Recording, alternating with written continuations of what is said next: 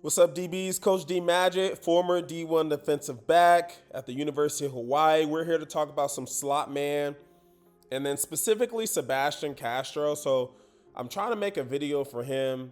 I think he is every coach's ideal football player, tough, smart, has IQ.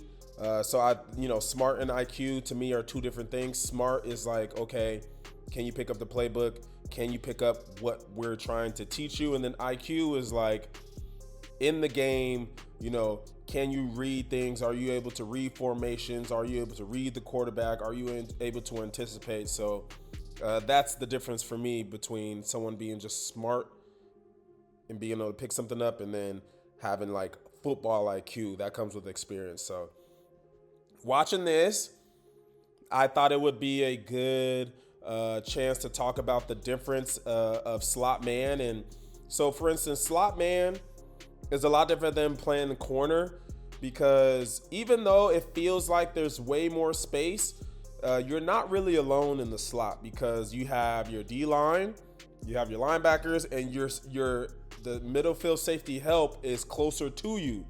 So for instance, we're guard number 3, we're inside the hashes, our middle field help is right here. So all we have to do, is protect our leverage and we'll get help immediately, versus this guy, right? If you get an outside release fade, that safety's not going to be there for you. So you're really on an island.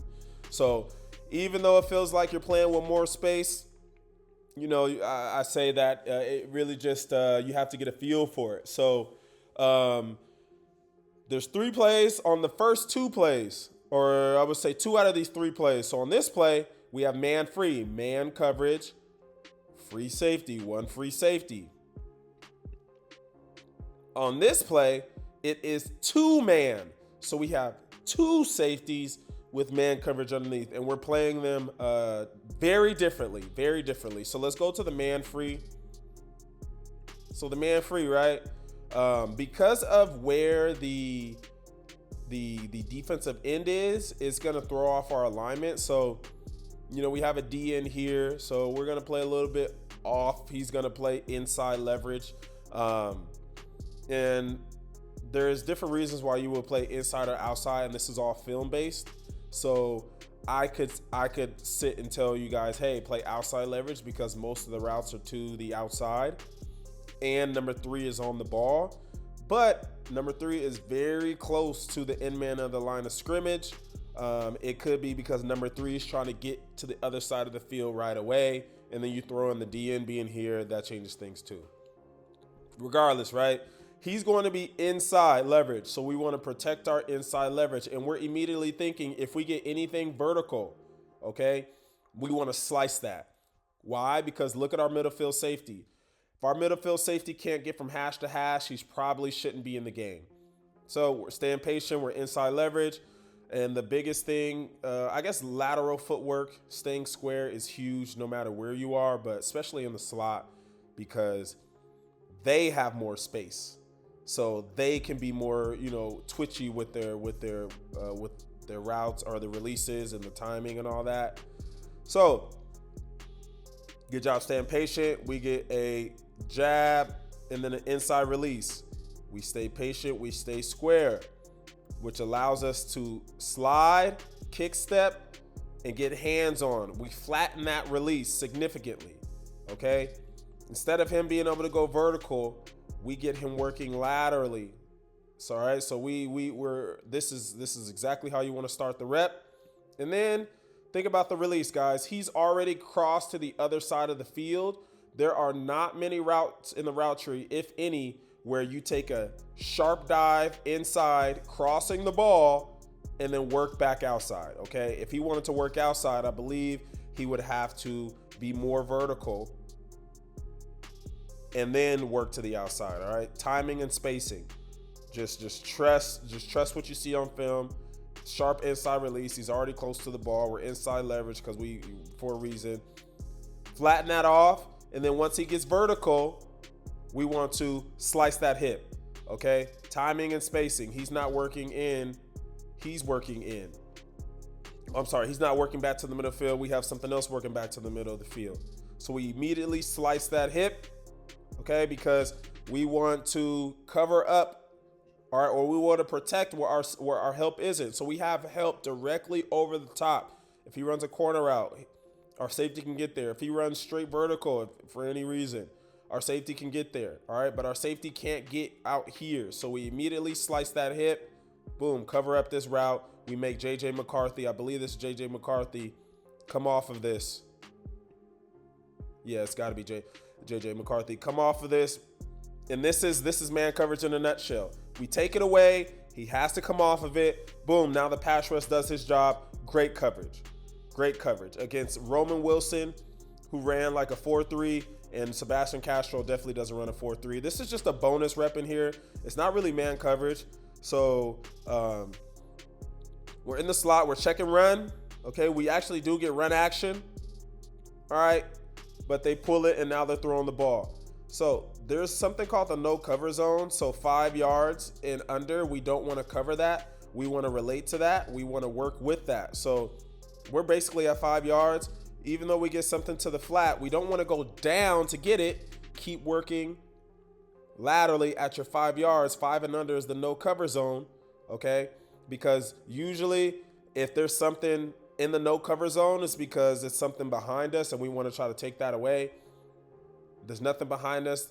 In this instance, he's going to turn it up for an out and up, whether that is just him scrambling or it's the design. But good job staying flat along that no cover zone, and now we can be in good position to play this out and up, and we disrupt this ball as well. Good discipline here, and that just comes from, like I said, being smart, and having IQ, having a high football IQ.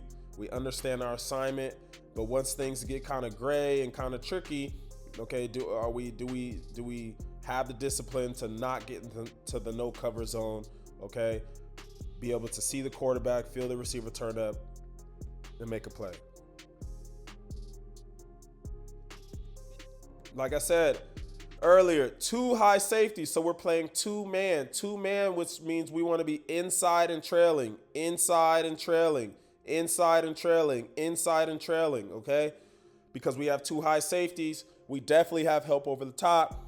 So we want to undercut and we want to rob everything underneath. 10 and out, we got it. Dig route, we got it. Curl route, we got it.